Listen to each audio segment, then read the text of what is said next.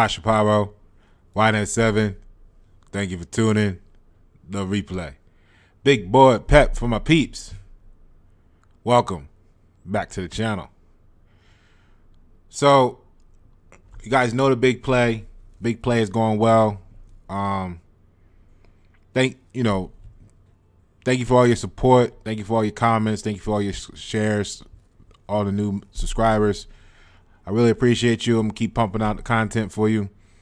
And like I said, fill up the chats with the comment section rather, for the time being with your questions and everything, and let's build, let's grow. You know what I'm saying?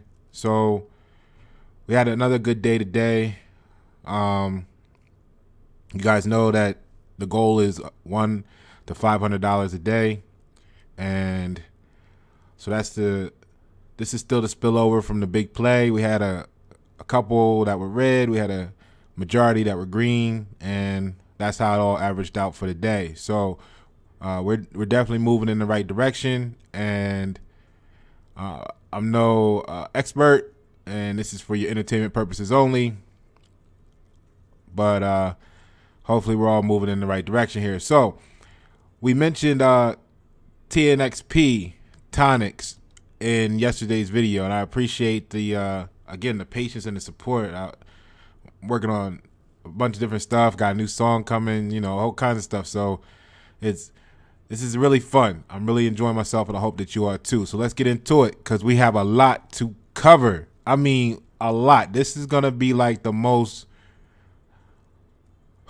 it's gotta be top 2 most in-depth looks at a company that I've done, and it seemed like the next week I'll have another one that'll top that one. So we're gonna keep doing it like that, but that's what happens. That's what it takes sometimes. You know what I mean? You gotta go in deep. You know what I mean? So, all right, TNXP Tonix. We mentioned that, and we had a few people that were interested in seeing some detail about it. Okay. So what's going to happen is this is going to be like, we're going to spend about this much time looking at some numbers, because in this case, the stock price action is probably, the current stock price action is probably about 4.8% of why I'm in this stock right now. The other 95.2% we're gonna cover today. Okay. All right. So, shout out to Paul Bailey and Kermis J. If I say that right, if I didn't, excuse me. Let's ride. We're gonna do this. All right. So here we go. We're gonna dive into TNXP. So off the rip, right? We got the basic activity today. So the P.E.P closed at 103. It was literally up 1 penny, and I'm telling you, I'm so excited for that 1 cent because I got in. We did a lot of this research on a couple of these things over the weekend, so that nail biter waiting to the pre-market, because I'm starting to utilize the pre-market now to my advantage, and the post-market once. So I think I've done about 2 moves total in the pre and post-market. It was both with that Sins and Trixie activity, and those like my first executions, because I kept wondering, man, this pre-market and post-market sometimes we throw it off my shit. I said, well, you know what? You gotta learn. You gotta learn to level up. You know what I'm saying? So what they doing in the post-market, I realized, oh, this is why they be in the pre-market, aftermarket, whatever. Okay, I see. It worked for me.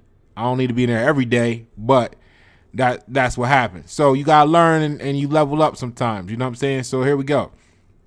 Now, this is where I get interesting. All right, the 52. This stock is like, it's got like mysteries. This is a Scooby-Doo stock. Go get your Scooby snacks, grab a seat, get you a drink. whatever it is, water, cranberry juice, whatever it is you drinking, and sit back with your Scooby snacks, because this one's a mystery, and I'm trying to tell you, you get ready to get in at the right time. So, or at least if you getting in, I ain't telling you to get in. I'm telling you what I'm doing. I'm already in. I got 1,000 shares to start with. See, and that's probably what I'll just use. And my new strategy gets to $2 basically right now, or hovers real close to $2. I can sell half of it, get my initial investment back, and we can let the rest ride. So that's what I'm looking to do with this. But let's get into why I feel that good about it. Because remember, the stock price and the stock action is only 4.8%. All right.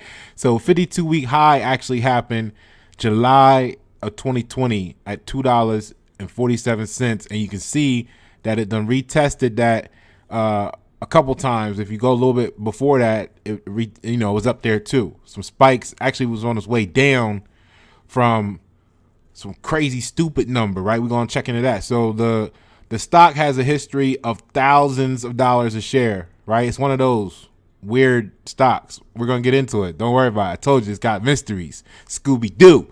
All right. Where are you? All right. So, and Chanel, when looking at, the activity of the last year or whatever, there's an area between 60 cent and 80 cent that I feel confident it should stay in that area at its lowest. Anything's possible. So protect your neck. But it should stay between 60 and 80 cents. Now, look for it to move above $1.14, right? I can't say exactly when, but look for that move. It would be nice tomorrow, right? Okay, but look for the move above 114, and then it's going to spend some time between 126 and 133, and then it'll see 149 to 172.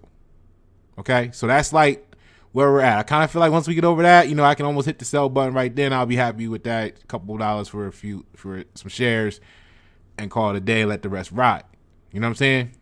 All right. Or it could go straight to 2. We'll see how it plays out. How fast it's moving. Now,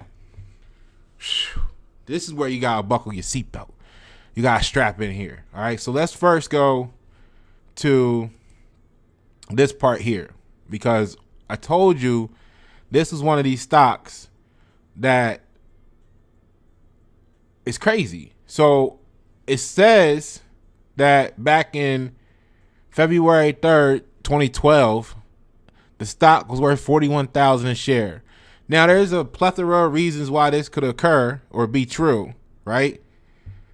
I tend to think that this is in the very, very, very beginning when the main people had all the shares, and it was only like 10 shares, and they were like 40,000 a piece to make up the whole company's value. And then as they start splitting them up, the value started to go down. I don't know exactly, but wouldn't it be nice to wake up one day and have your share go up to $40,000 a share?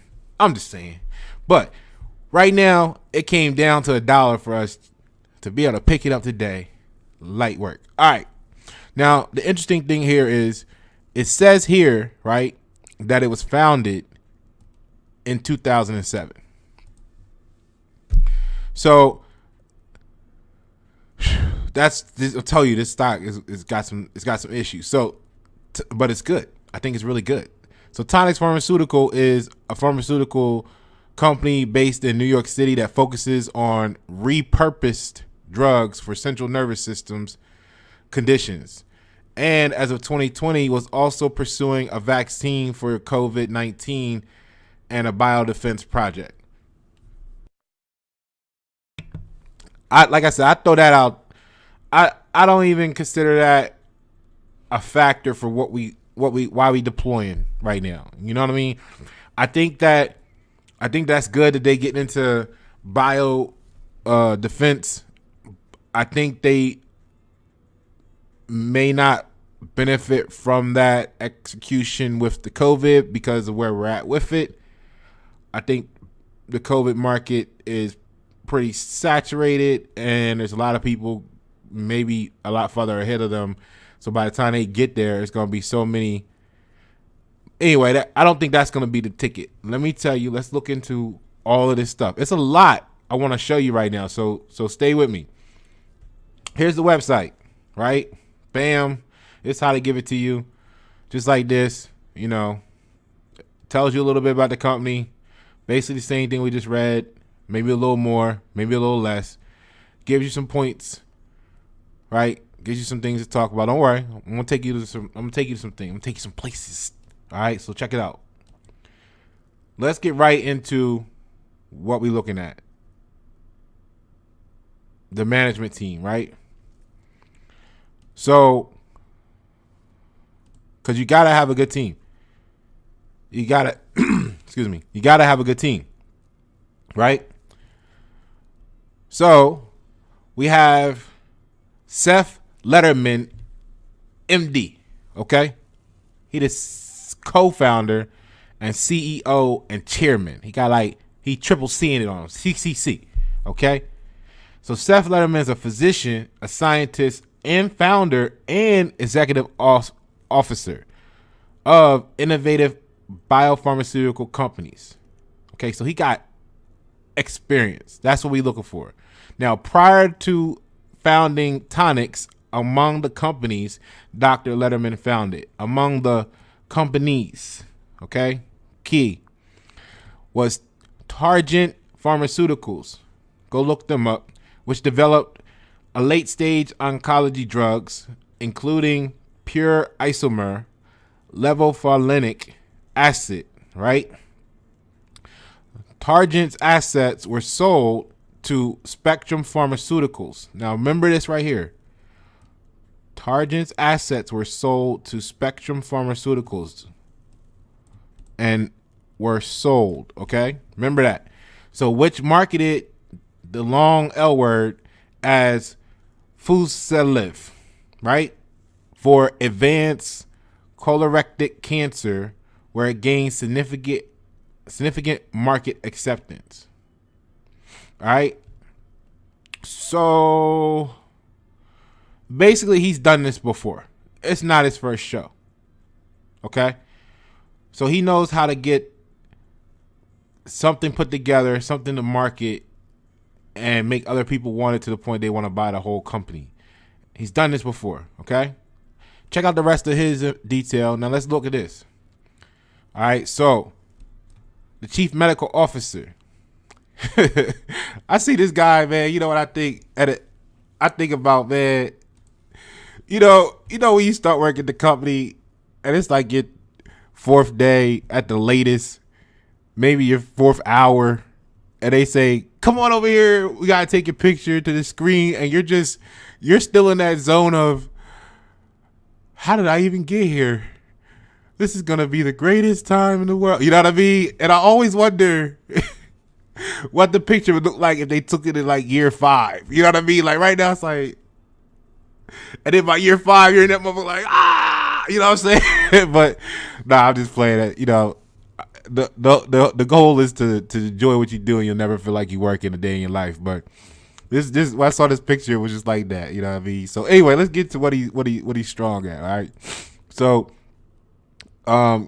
Gregory Sullivan, MD, right? He's a physician and a scientist. Okay, so he joined the Tonix Pharmaceutical from Columbia University, not out of school, right? I can't say not out of school, but where he was most recently an assistant professor of psychiatry, excuse me, in the Department of Psychiatry at Columbia University Medical Center, right? A research scientist at New York State Psychiatric Institute, and as a practicing psychiatrist, right? Why is this important? Okay, well, he's the medical officer, okay? But here's why it's important, because remember, I'm not looking at this for COVID. So his areas of expertise included the diagnosis, treatment, neurobiology of anxiety and mood disorders, including post-traumatic stress disorder. As principal investigator and co-investigator on several human studies of PTSD. Dr. Sullivan has administered the recruitment. And if you're familiar with the medical corporations and how they have to go through FDA approvals and stuff, right? There's a period in there where they have to recruit like people for a case study and all this stuff, right? So Dr. Sullivan has administered the recruitment, biological assessments, treatment, and safety of participants with PTSD in clinical trials of the disorder. So he's already done this elsewhere. All right. So he served as a member of the Institutional Review Board, NYSPI, since 2009. He's published more than 50 articles and chapters on research topics ranging from stress and anxiety disorders and why you should click the like button, subscribe, and share my content, and post-traumatic stress disorder and panic disorders. He is a recipient of grants from the National Institute of Mental Health and a whole bunch of other stuff that you can read on. Okay, so great guy for the role. Okay, now check this out. This, like I said, you got to know a good team. This guy, this guy right here, Bradley S. Okay, so Bradley S. He joined in 2014 as director of accounting, right? Then he was promoted to VP of accounting, and then a year later, he the CFO. Boom, getting the big bucks. Now let me tell you why he getting the big bucks. All right, so Mr. S has more than 10 years experience in large publicly traded companies and an additional 10 years experience in public accounting. Now, we know if we want to have good stock prices, we want to have experience with public traded companies. Then he's also got 10 years experience in public accounting. Now, I don't know if that's two separate 10-year periods or if they overlapped or what, but he's got double 10s. He holding 2 10s, and the only thing that can beat him is blackjack, right? So between June 2013 and March, anyway, look, he worked at Shire Pharmaceuticals, and if you need to know who they are, right, here you go. Okay?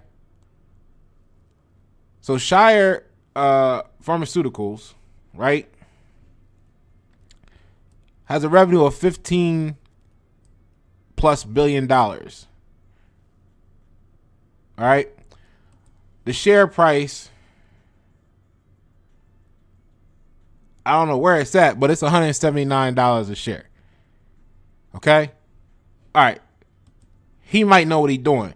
Now, as a consultant in the Financial Analysis Research and Development Group, so he didn't actually work for them. He worked as a consultant. And here is what I want you to know about that, right? Because I want you to see why this guy is so important and valuable. So, and why you getting in the stock now feels even better. So, financial analysts versus financial consultants, right? An overview. So, at first glance, financial analysts and financial consultants perform very similar jobs. Both act as experts in financial, economic, and investment matters, right? And both help other professionals make more informed money decisions. All right. So dig a little deeper, though. You'll see that analysts and consultants basically do a little different things. So here's the key takeaways, right? Financial analysts research other companies' financial statements, market trends, tax returns, and investments.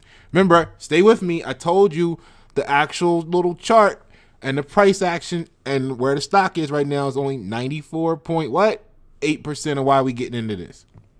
So here's the rest. We're going over it. Stay with me. So financial consultants are outside contractors who work to provide advice and improve the financial condition of an individual company. You see what I'm saying? So the financial consultant experience he's going to come in. He's going to improve the financial condition of TNXP. All right.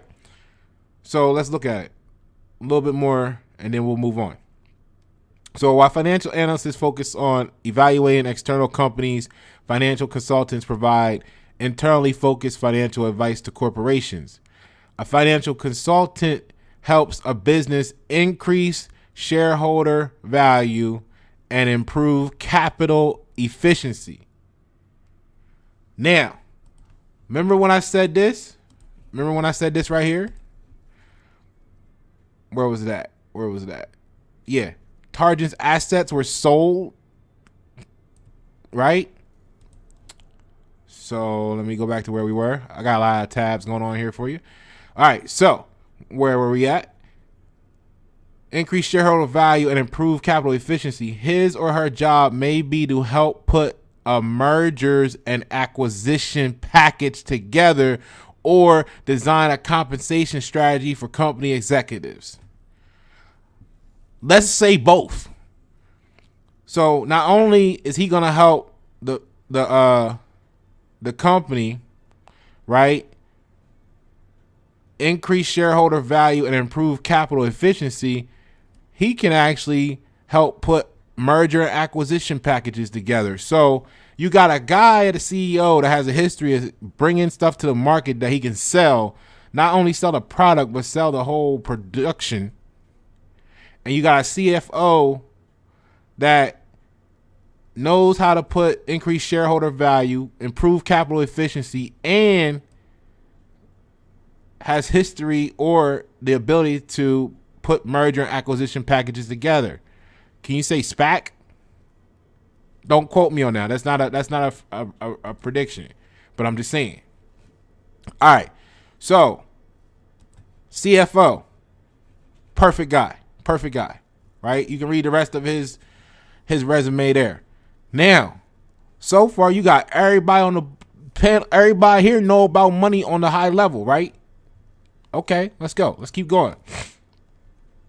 Check out this chick. Jam. Jessica Edward Morris. JEM. Joined Tonix Pharmaceutical as Senior Vice President of Finance in 2013. Excuse me. And then she served as acting Chief Financial Officer from January 2016 to February 2016 and was subsequently appointed Executive Vice President, Operations. Now, the reason I thought about this, and there's a reason I really like this. All right, so look, Miss Morris has over 10 years. Here we go with that 10 again. Look, we gonna do this for 10 years, and then we're gonna be able to put financial strategists for 10 years, and we gonna be up here as somebody's CFO one day. Watch, maybe your own. I don't know, but hold on. Anyway, back to the deal. So, 10 years experience in finance and investing at both private and publicly traded companies. We need that. And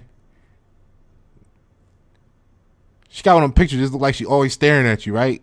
So anyway, look, she was previously a vice president at Zongrong Group, which is a family office in NYC. They deal in asset allocations and all that good stuff. So prior to that, she worked at American Capital, a publicly traded equity firm, an asset and global asset manager, right? Where she sourced and underwrote investments in companies across a range of industries, including healthcare. So let me tell you why I like this. Because operations officers about seeing, all the day-to-day stuff, making sure that all the day-to-day stuff happens. So you have a finance guru in position of running your day-to-day operations. So that means you're going to most likely be really efficient and make sound money decisions while maximizing operational output in theory. I just think so. So look at this. So your CEO finance whiz, done it before, builds it, sells it all, right? Your medical officer, he gonna get it done for you, PTSD. Then your chief financial officer, he gonna put the package together, somebody gonna buy you. Your chief operating officer used to do what used to be the CFO basically. So that's value added. And then you got the translational medicine executive vice president, all that good stuff, whatever they do. So it's excellent. Now, here's what I'm getting at. Okay. So when you look here, right, in the last video, I told you guys, I'm interested in this for the PTSD applications and depression. All right. So check this out. Now, this is why I think the stock is really angry. The stock itself is angry. Like when we go back to the chart, you see what I mean? Like it's throwing punches trying to get up. You know what I'm saying? It's like wham, wham, wham, wham. Or it's like when you got a submarine or a dolphin or whale or something under ice and it's trying to find that way, it's trying to find its way back up. It's like not here. Okay, we gonna swim some more. Not here. Okay, we gonna find a way up. Like it's gonna find a way up, and when it come up, it's gonna come up so hard. All right. So look, right. Check this out. Psychedelics industry gearing up for an even bigger year, 2021. And this is why I said they going through a lot, and I think that's gonna really help them. Check them out down here at the bottom here. So let me see here.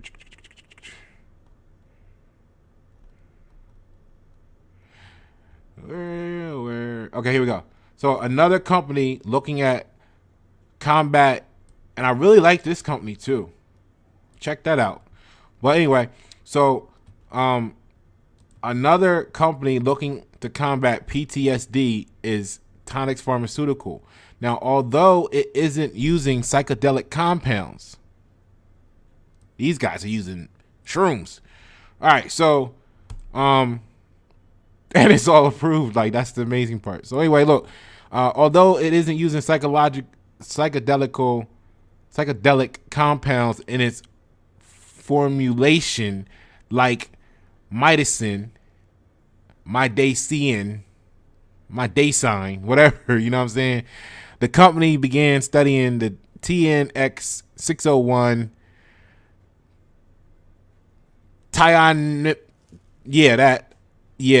TO for the treatment of PTSD in September 2019. However, Tonix hit a speed bump in its phase 3 recovery study, right, in February of 2020 and decided to stop enrollment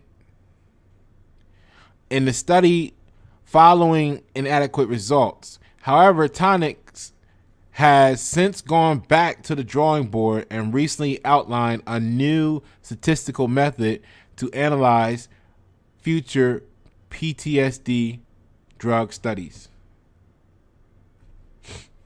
All right. So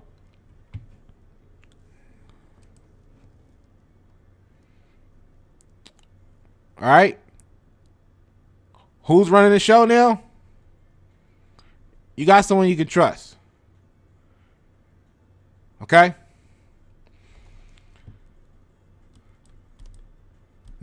All right, so that's that. Now let's take a look at this. What is this, right? Now here's what it says for depression, which is huge, right? And I'm surprised the paragraph is so small here.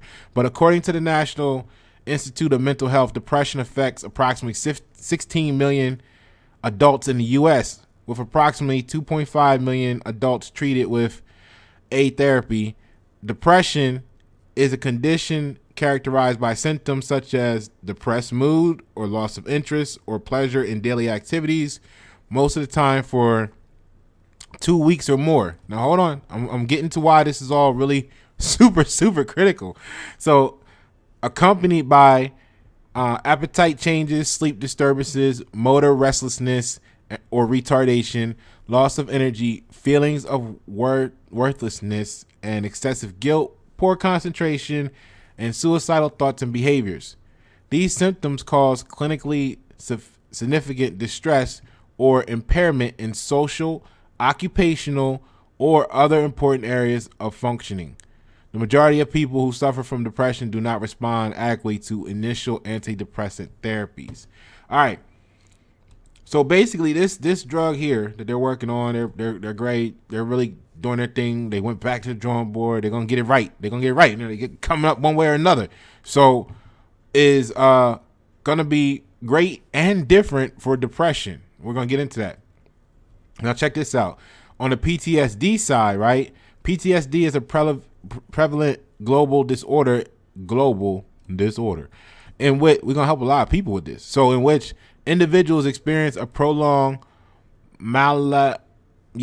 adaptive response following exposure to life-threatening or severely injurious trauma, sexual and physical assaults, natural disasters like a pandemic, combat, and accidents. Right? We're gonna get into this. So look, check it out. This is actually development for daytime treatment of PTSD.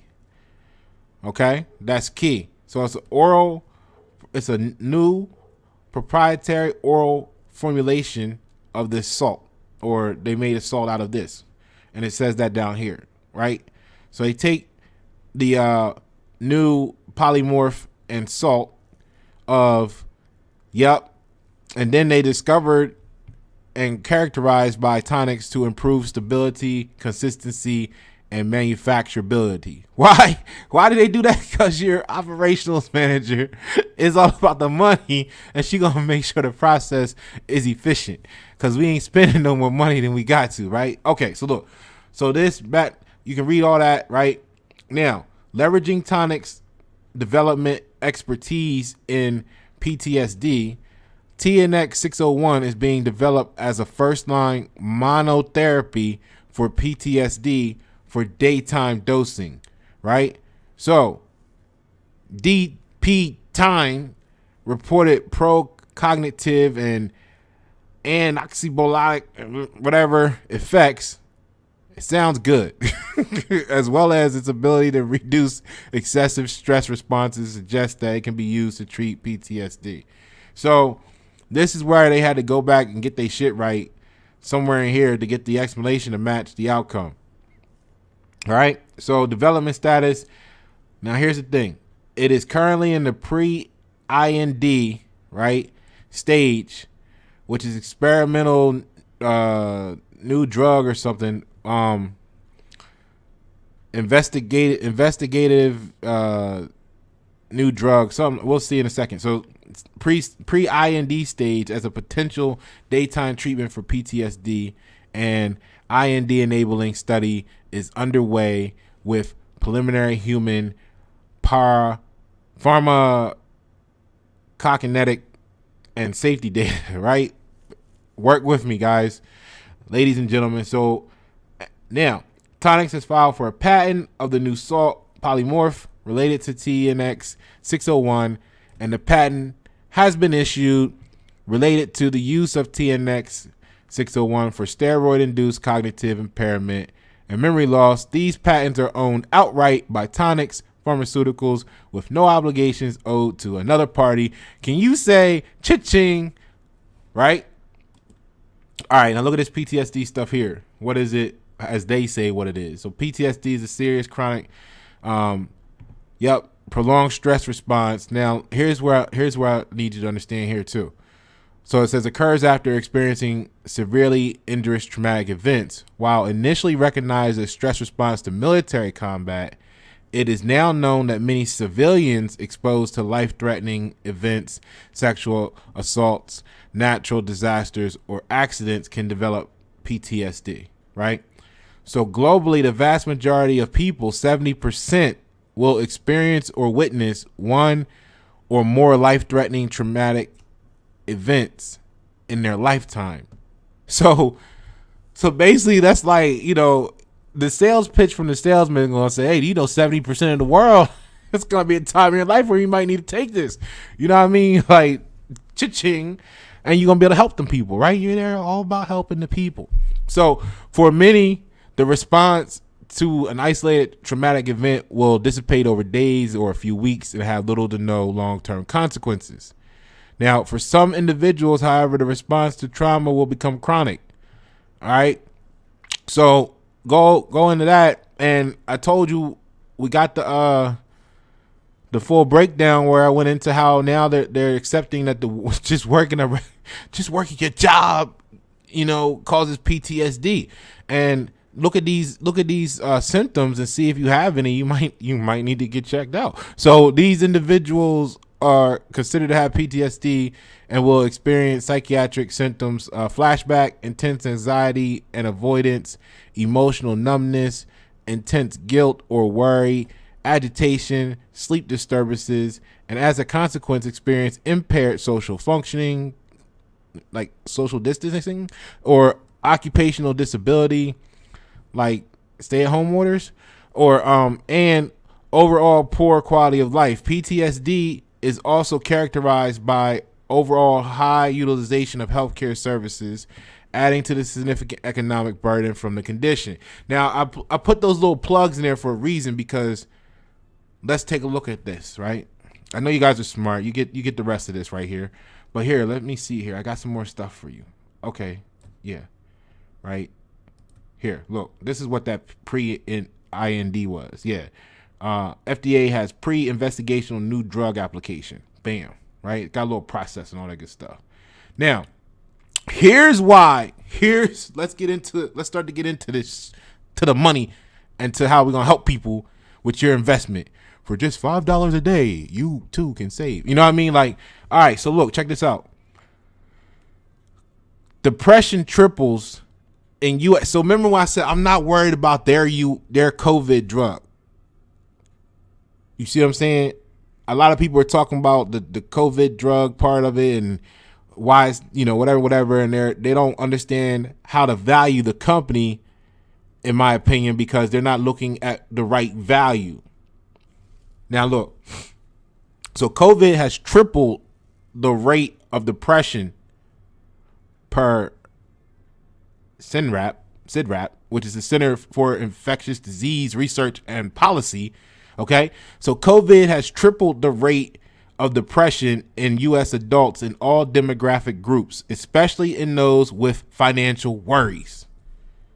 Now, if you got, how many millions of people are they talking about have their mortgages furloughed or their rents are being allowed to be past due, and the reality may be that they, even when it comes, they may not be able to pay them because they haven't worked. So when that protection layer comes off, I mean, these people are living with that every single day, right?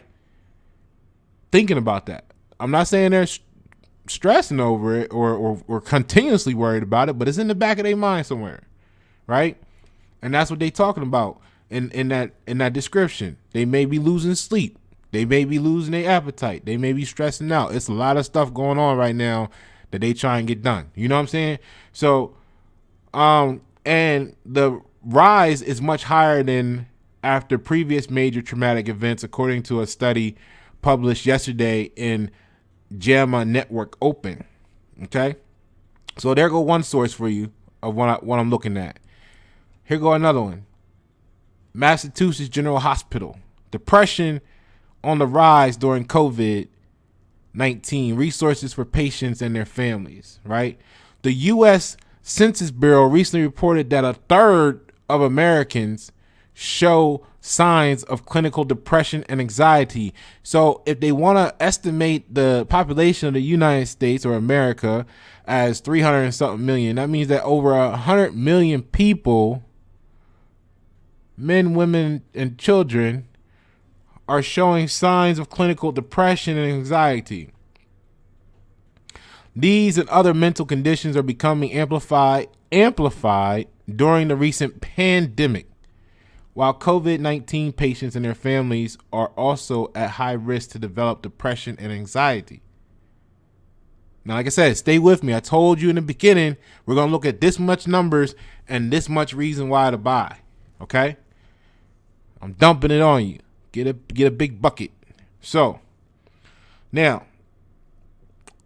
it's quite understandable the COVID-19 pandemic is likely to cause significant stress and psychological distress for a large proportion of the population, he says, and we know the rates are progressively increasing. Now, get this. According to Dr. Fava, there are various factors related to COVID-19 that contribute to the increase in depression rates, including trauma from widespread disease, grief over losses of life,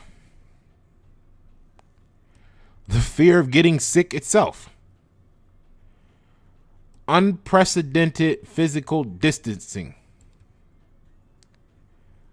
financial concerns, including unemployment and housing insecurity, loss of community,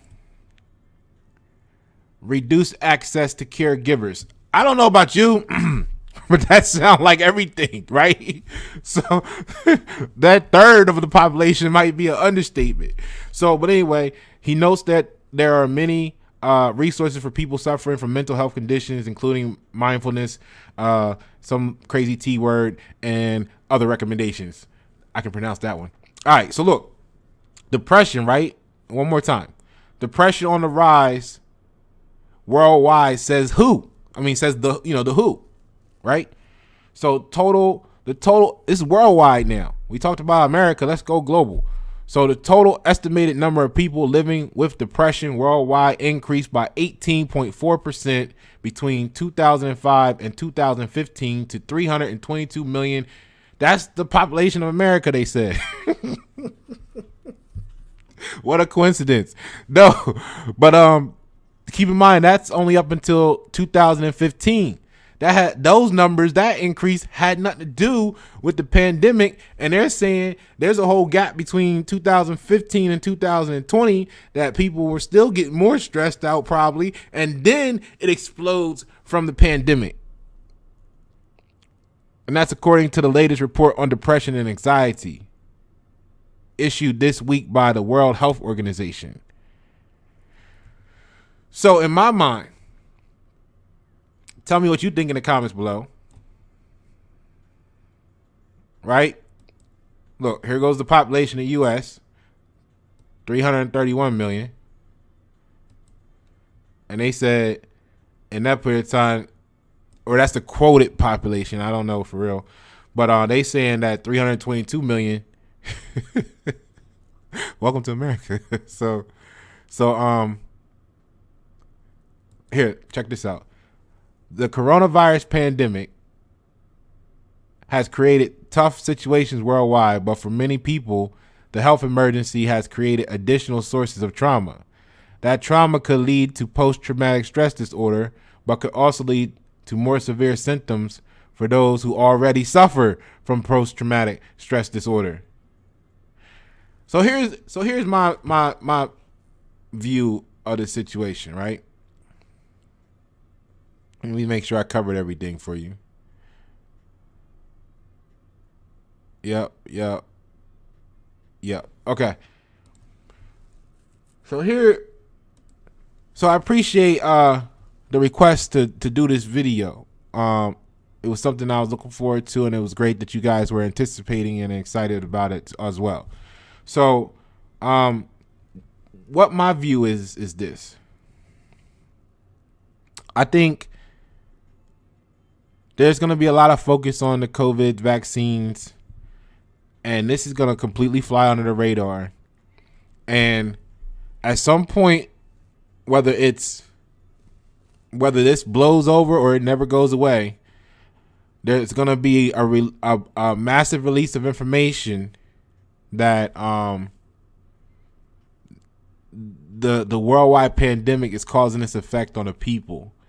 And it would be so perfectly timed if they just so happen to get all of their ducks in a row at the right moment. It's kind of like the vaccine for the vaccine. And I don't mean like the vaccine itself. I mean everything that led up to needing a vaccine and the whole pandemic and everything. This is going to be like the vaccine for that. You know what I'm saying? For the whole ordeal. Like you got the vaccine for COVID, but the whole pandemic and everything that happened from it itself as a whole little itself needs a vaccine.